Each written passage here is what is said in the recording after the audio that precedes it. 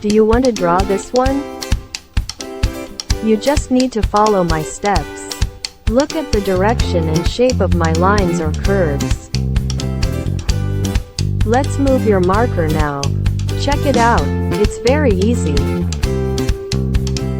Just make lines like this. We don't need complicated theory. Let's draw together. Don't be afraid of being wrong. Everyone has their own artistic soul.